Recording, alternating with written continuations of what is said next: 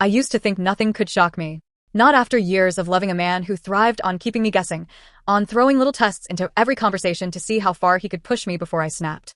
But standing alone at the altar, under that obscene canopy of white orchids, I learned I was wrong. The ceremony was supposed to start at exactly 4 o'clock.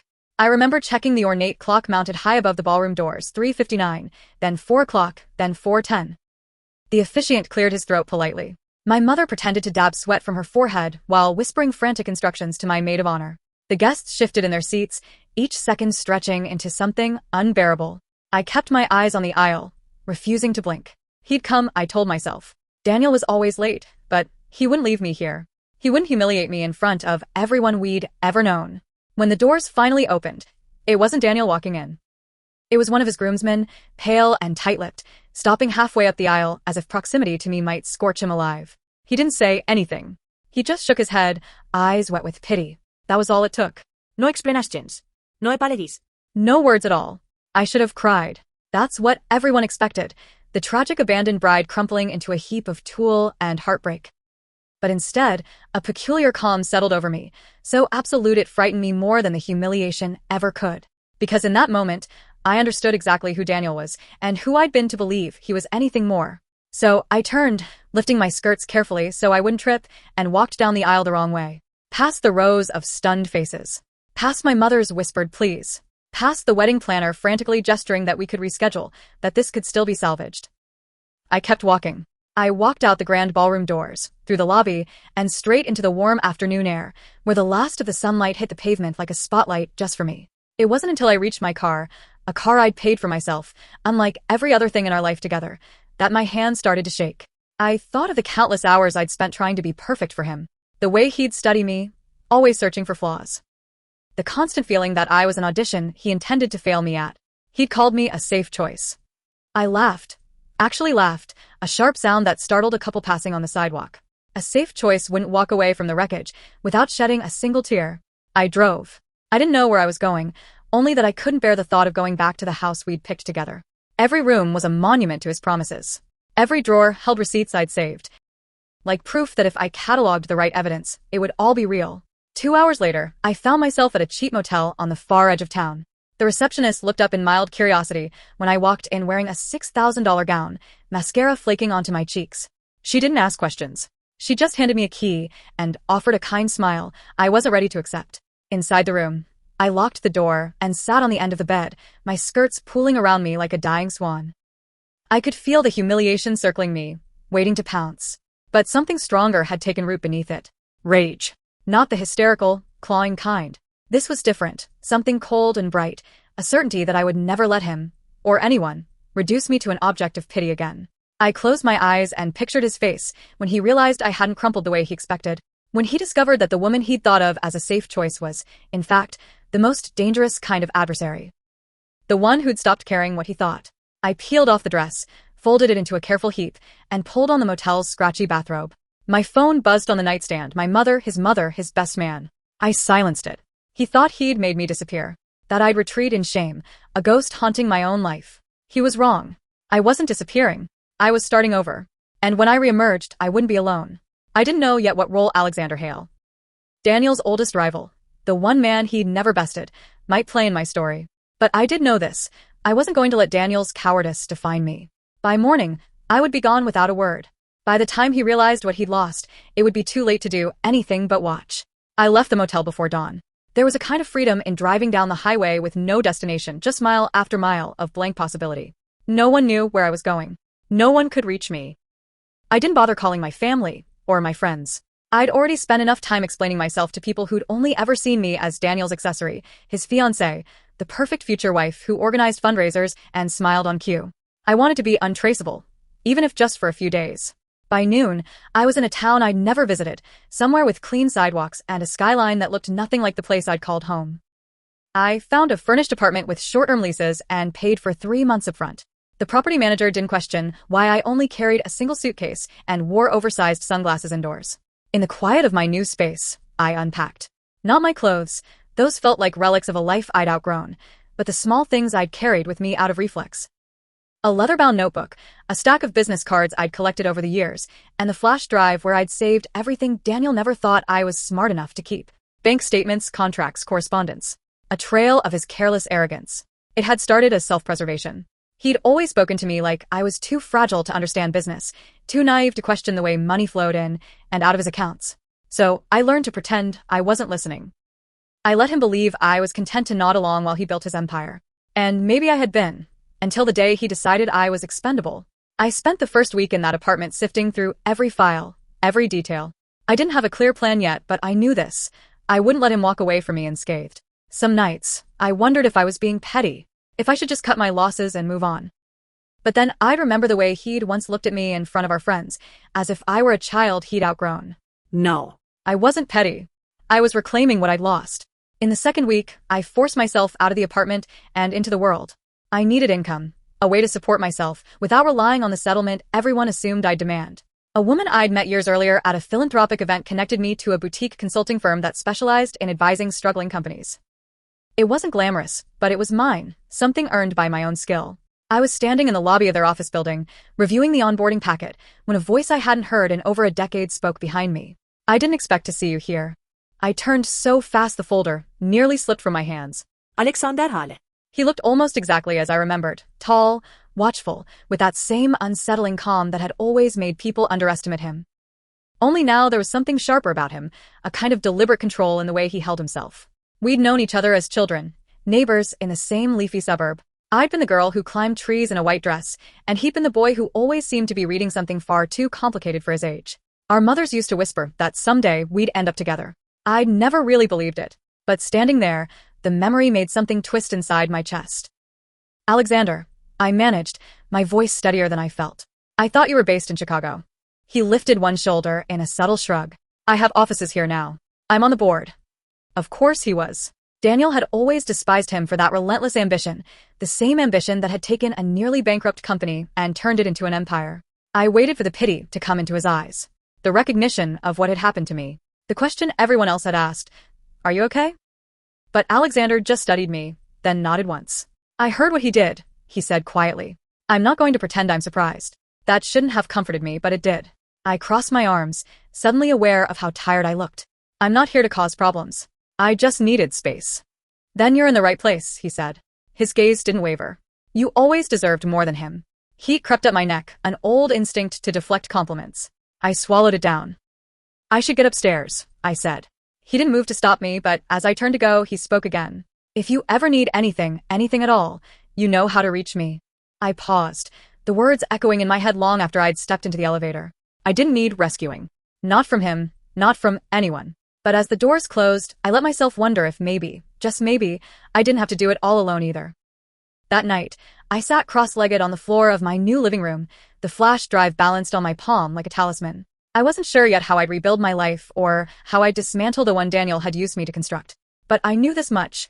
I had options. And if I had options, I had power. The weeks that followed settled into a rhythm so ordinary, it almost felt surreal.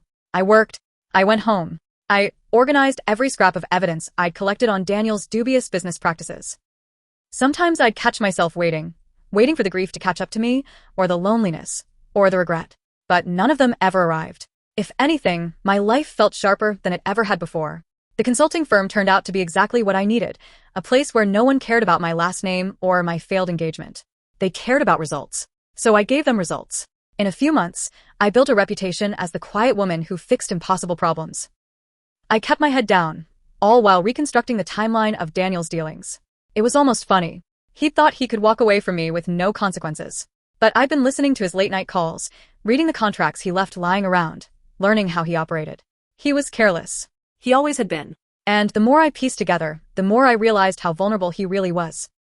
One evening, as the last of the staff filtered out of the office, I stayed behind, sifting through a spreadsheet so damning it made my pulse skip. That was when my phone buzzed with a text from an unknown number. "Dinner?" No obligations. Just old friends catching up. I didn't have to ask who it was. I thought about ignoring it, but curiosity tugged at me. Alexander hadn't pressed me since our chance meeting. He hadn't sent flowers or platitudes, or any of the gestures I'd come to resent from others. He'd just let me be. That alone made me feel like I could trust him more than anyone else. I typed back a single word. Yes. The restaurant he suggested was discreet and softly lit, a place with no chance of paparazzi lingering outside. He was already there when I arrived, seated in a corner booth, looking as unflappable as ever. For a moment, I wondered if he pitied me. But when his eyes met mine, there was no pity at all. Only something calm and level, a kind of quiet recognition I couldn't bring myself to look away from. "You look well," he said, gesturing for me to sit. I'm managing. His mouth curved slightly. That's the understatement of the year. I hadn't planned to talk about Daniel, but somehow, over a glass of wine, the words slipped out. Not just the wedding day, everything. The way Daniel had chipped at my confidence over the years, how he'd convinced me I was small and fragile and lucky to be chosen. I hadn't said most of it out loud before, not even to myself. Alexander didn't interrupt. He didn't offer hollow comforts or try to assure me it would all be fine. He just listened. When I finally stopped, I felt lighter than I had in months. "You know," he said, his voice low, "he always did underestimate you." I shook my head. He underestimated everyone. "Not me," he corrected. "He hated me precisely because he couldn't." That startled a laugh out of me, an unguarded, startled sound that drew a few curious glances from nearby tables. "You were always impossible to read," I admitted. "Maybe," he said, "but I read you just fine." Something warm sparked in my chest, and I had to look down at my glass to hide it. We didn't stay late. When he walked me out to the street, he didn't try to touch me or invite himself into my plans. He just paused beside the curb and met my gaze. "You don't have to fight him alone," he said quietly. "I know. I'm not offering to fight your battles," he added, as if he could see the protest forming in my eyes. "I'm offering to stand beside you while you fight them." I didn't answer right away. It would have been easy to lean on him, to let someone else carry the weight. But I'd already been someone's convenient reflection for too long. So I gave him the only answer I could. "Thank you. But this is my fight." He nodded once, as if he'd expected nothing less. And that was the moment I understood why Daniel had always feared him. It wasn't just business rivalry, it was the fact that Alexander saw people as they were, not as he wished them to be. That made him dangerous. It also made him the only person I trusted not to try to rescue me. Back in my apartment that night, I opened my laptop and pulled up the files again. My fingers hovered over the folder labeled personal accounts. I'd been sitting on proof of Daniel's creative bookkeeping for months, and I realized I was done waiting. I didn't want an apology or a reconciliation. I wanted him to feel, if only for a moment, the humiliation he'd forced me to swallow. I drafted an email to an investigative reporter who specialized in white-collar scandals. I attached 3 files. My hand didn't shake. When it was done, I set the laptop aside, leaned back on the couch, and closed my eyes. I could almost hear Daniel's voice in my head, so sure I'd never have the nerve to expose him. He was about to learn how wrong he'd been. The story broke on a Tuesday morning. I woke up to a dozen missed calls, my phone vibrating itself off the nightstand, as if it couldn't wait to deliver the news. When I finally picked up, the first voice I heard was my mother's, breathless, horrified, and somehow still managing to make it about her. "How could you do this?" she demanded. "The entire family is being dragged into it. Your name is everywhere." I closed my eyes, letting her words pass through me. I'd anticipated this reaction. The same woman who once whispered in my ear to never embarrass yourself had always been more concerned with appearances than truth. I hung up without replying. The article was already trending by the time I opened my laptop. It was brutal, meticulously sourced, every claim corroborated. A surgical dismantling of Daniel's pristine reputation, complete with screenshots, transaction records, and the cherry on top, his most recent attempt to leverage investor money to cover personal debts. The reporter hadn't mentioned me by name, but anyone who knew our story could connect the dots. For a moment, I just sat there, letting the satisfaction seep into my bones. He deserved this. Every single word. By noon, my inbox was flooded with messages. Some supportive, others predictably outraged that I hadn't simply let it go. I ignored them all. At precisely 3 o'clock, a private number called. I knew who it was before I picked up. Daniel didn't waste time on pleasantries. "You think this makes you look strong?" he snapped, his voice raw in a way I'd never heard. "It just proves you're vindictive." I considered that for a moment, then said simply, "Maybe I am." His silence was almost as gratifying as the article itself. "You've ruined me," he said finally, like it was an accusation instead of an admission. "No," I corrected, my tone as cold as I could make it. "You ruined yourself. You just didn't expect anyone to notice." I ended the call before he could answer. That night, I agreed to meet Alexander again. Not because I needed him to validate what I'd done, but because I knew he wouldn't. He'd just listen. The restaurant was the same one as before. When I walked in, he rose from the table, but he didn't smile this time. "Quite a day," he said evenly. "You could say that." We sat.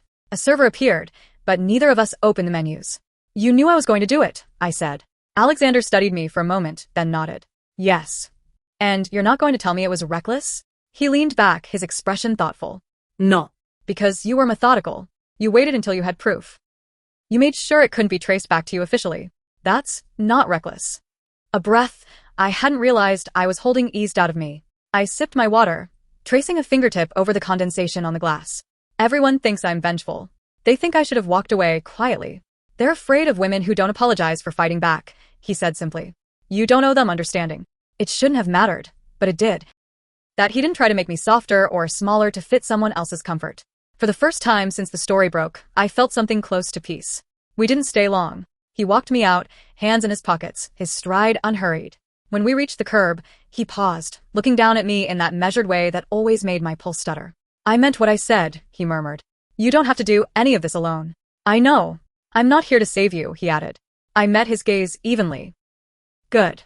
His mouth curved into the faintest smile. But I am here if you ever need someone who doesn't flinch when you're honest. I didn't trust myself to answer, so I turned to go. As I walked away, I felt his eyes on me, steady as ever. By the next morning, Daniel's company had hemorrhaged nearly a quarter of its market value. A lawyer friend texted me. He's trying to spin this as sabotage. Let him. I'd been a ghost for months. It was time to remind him I was still very much alive. That afternoon, I scheduled a meeting with one of the firms competing against his in the upcoming acquisition deal. It wasn't petty. It was strategic. And it was mine. All mine. Alexander didn't call, didn't text. I suspected he was watching from a distance, giving me the space to own this without interference. And God, I respected him for that.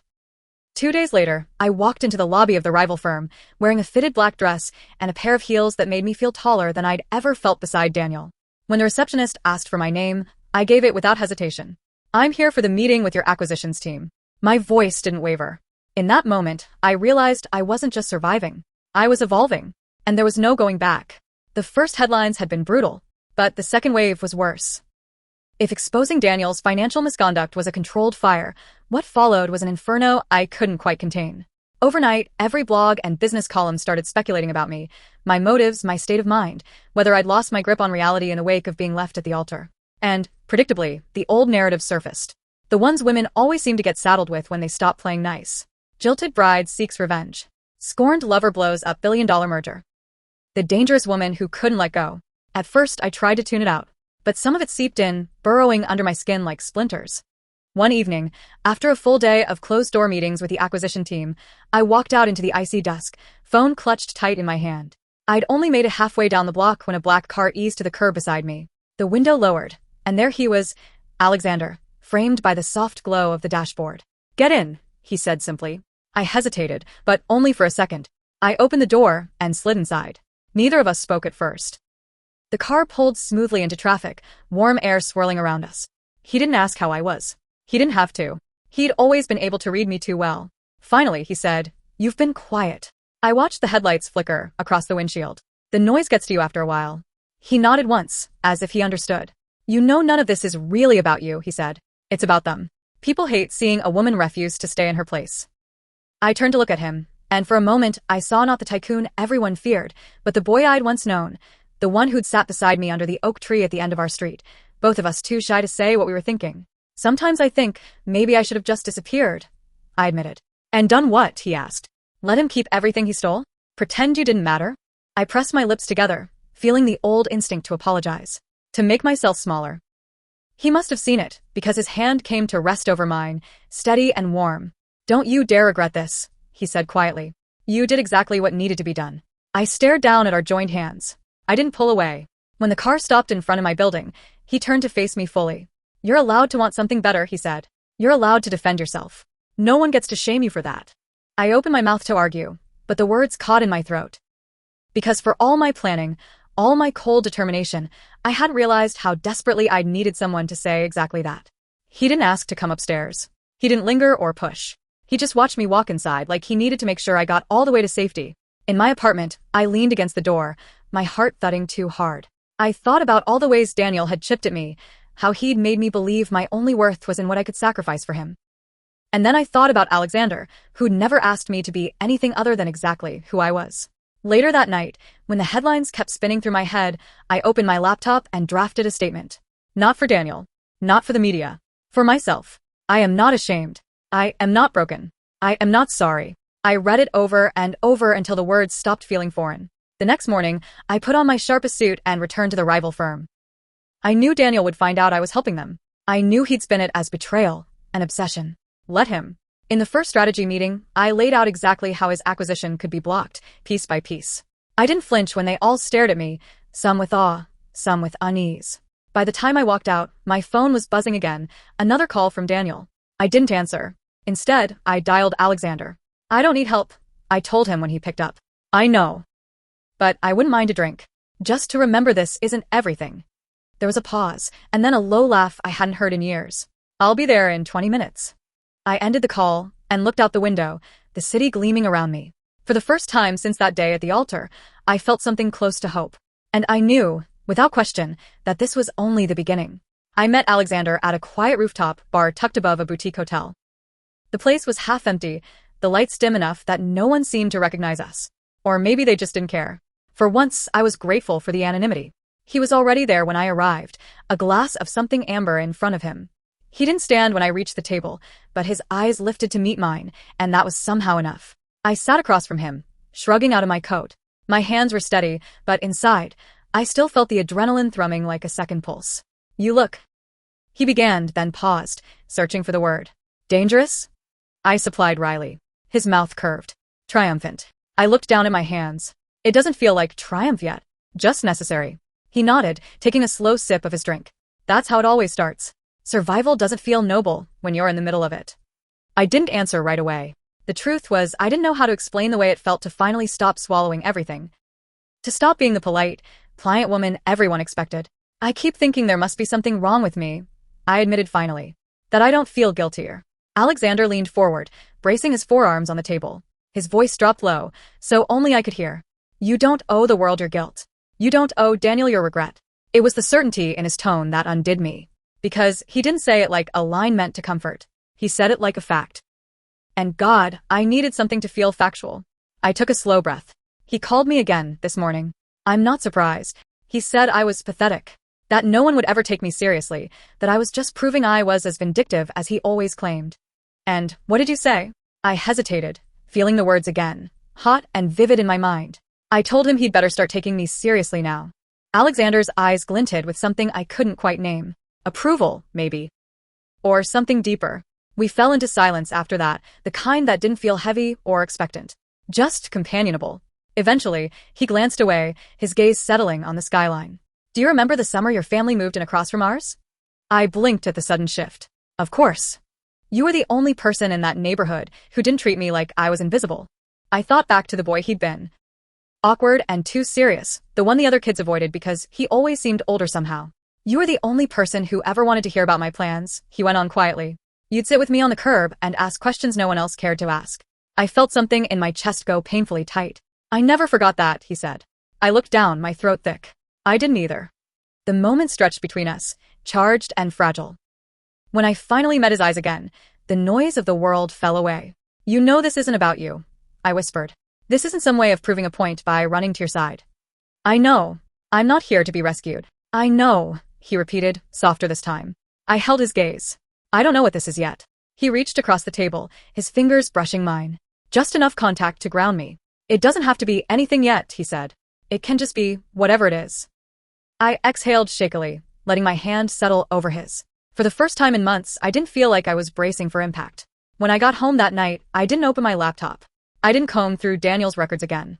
Instead, I lay in bed, staring at the ceiling, and let myself remember what it felt like to want something that wasn't revenge.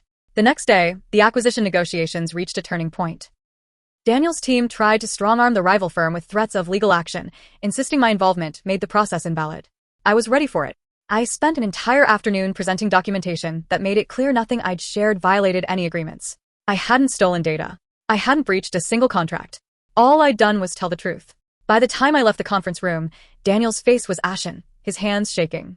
I thought I might feel pity, but all I felt was relief. Relief that I'd finally stopped being the woman who made herself small to keep the peace. As I walked out, my phone buzzed with a text. Proud of you. No name. He didn't need to sign it. I tucked the phone into my bag and stepped into the cold afternoon, feeling more certain than I had in years. This wasn't about proving anything to Daniel. It was about proving something to myself. And for the first time, I knew I was winning. The final blow came sooner than I expected. I thought Daniel would drag it out, cling to the last shreds of his empire with the same stubborn arrogance he'd used to keep me in my place. But when the investors began to withdraw their support, when the media stories refused to die down, he realized he was cornered. And cornered men don't fight clean. It was a Tuesday morning when the email landed in my inbox. No subject line, no greeting, just a single sentence that made my breath catch. I hope you're proud of yourself. I stared at the screen, waiting for the usual ache in my chest. But there was nothing left to feel. I was proud. That afternoon, the rival firm's acquisition of his company went public. The headlines were unambiguous. Reckless leadership forces surrender. I wasn't mentioned by name in the official release, but everyone in our circles knew exactly who had orchestrated it. A part of me thought I might feel triumphant. Like I'd finally closed a circle that had been wide open since the day he disappeared from our wedding. Instead, I felt clean. Like I'd rinsed the last of him from my life. When the announcement broke, my phone buzzed again. Another unknown number. But this time I answered. His voice was ragged. You think this makes you better than me? No, I said calmly. Just free. He went silent. I let the quiet stretch until it became unbearable, then ended the call. I turned off my phone, locked it in my desk drawer, and walked out of the building. The sky was a clear, endless blue. The air smelled like the cusp of spring. I didn't realize where I was going until I was already there. The same rooftop bar where Alexander and I had met after the first article broke. He was sitting at a corner table, as if he'd known I'd come. Maybe he had. He didn't stand when I approached, just looked up at me, steady and certain. It's done, I said, my voice soft but unshaking. I know. I slipped into the seat across from him. For a long time, neither of us spoke. Finally, I found my voice again. I thought I'd feel different. He studied me, the barest hint of a smile at the corner of his mouth. You do. I frowned. What does that mean? You look like someone who just remembered she was never powerless. I swallowed, feeling the truth of it settle somewhere deep in my bones. He didn't reach for my hand this time. He didn't need to. You were right, I said. About all of it. I usually am. His tone was dry, but there was warmth behind it. I couldn't help it, I laughed. For the first time in what felt like forever, the sound didn't feel brittle. When the laughter faded, he met my gaze, without flinching. So, what happens now? I drew a slow breath. Now, I stopped defining myself by what he did to me. That sounds like a start. And I figure out what I actually want. His brows lifted slightly. And what is that? I hesitated. Not because I didn't know, but because it felt terrifying to admit it out loud. I don't want to be alone anymore, I said finally. But I won't trade one cage for another. You won't have to, he said, his voice low and sure. I looked at him, then really looked at him. The man he'd become, the man who had watched me unravel without ever trying to stitch me back together on his terms. I reached across the table. My hand hovered over his, waiting. He didn't move to claim it. He waited, letting me decide. When I finally laid my palm over his, he turned it so our fingers wove together, nothing rushed or desperate about it. Just two people who had outlasted the worst parts of themselves. Whatever this is, I whispered, it has to be on my terms. It always was, he murmured. That was the moment I knew. He had never been waiting to save me. He'd been waiting for me to realize I didn't need saving. The sun was setting behind him, gilding the edges of everything in soft light. And for the first time in years, I didn't feel like I was holding my breath. I was exactly where I was meant to be. When we finally stood to leave, I didn't feel the need to look over my shoulder for the ghosts of what I'd lost. They weren't following me anymore. 3 months later, the last traces of Daniel's empire were absorbed by the rival firm. I watched the news coverage from my office. In the consulting practice I'd helped rebuild with the same discipline I'd once applied to Daniel's life. His name had become shorthand for failure in the industry. A cautionary tale. I didn't feel guilty. I didn't feel vindictive. I felt finished. I thought closure would feel like a door slamming shut. But it was quieter than that. Just the final click of a lock I no longer needed to open again. Most days, I didn't think about him. And when I did, it was like remembering a place I'd once lived, familiar but no longer mine. It was a Wednesday afternoon when I got the last call. I almost didn't pick up, but curiosity got the better of me. His voice was small, stripped of the arrogance that had defined every conversation we'd ever had. You win, he said. I leaned back in my chair, studying the ceiling. This wasn't about winning. You destroyed me, he insisted, sounding like a petulant child. No, I said softly. You destroyed yourself. All I did was stop protecting you from the consequences. Silence. And then, the line went dead. I set the phone down and exhaled slowly. It was over. That night, I stood in front of the floor-length mirror in my bedroom, watching my reflection without flinching. I looked older, sharper, more like the woman I'd always suspected I could be if I stopped letting someone else define my worth. When my phone buzzed, I didn't have to check the screen to know who it was. Dinner? The question was simple, uncomplicated. Yes, I typed back. He was waiting in the restaurant lobby when I arrived, hands in his pockets, expression unreadable as always. But when he saw me, something eased in his shoulders. We didn't talk about Daniel. There was nothing left to say. Instead, we talked about everything else, plans, ambitions, the kinds of dreams that had nothing to do with proving a point. Halfway through the meal, I set down my fork and studied him across the table. You know, I began, if I'd met you under different circumstances, I think I still would have ended up here. He tilted his head, brow lifting. Here, with you. His gaze didn't waver. I know. That was the thing about Alexander. He never pretended he didn't want me, but he never tried to make it easier for me to choose him. He'd waited, patient but unyielding. When we left, the night air was cool on my skin, spring giving way to early summer. At the curb, he turned to me, his hand brushing my cheek. You don't owe me anything, he said quietly. I covered his hand with mine, holding it in place. I know. And you're sure this isn't about him? I searched his face, feeling how profoundly I meant it. It was never about him, I said. Not really. He was just the reason I finally remembered who I was. And who's that? I didn't hesitate. Someone who doesn't need permission to want something good. His hand slid to the back of my neck, not pulling me closer, but simply resting there, warm and steady. I leaned into him, my eyes closing as his forehead touched mine. It was the gentlest thing I'd ever felt. When our lips met, it wasn't desperate or triumphant. Just certain. The kind of certainty I'd been chasing all my life without knowing what it looked like. Later, when he walked me to my door, he didn't ask to come in. He kissed me again, slow and deliberate, and waited until I was safely inside before turning to leave.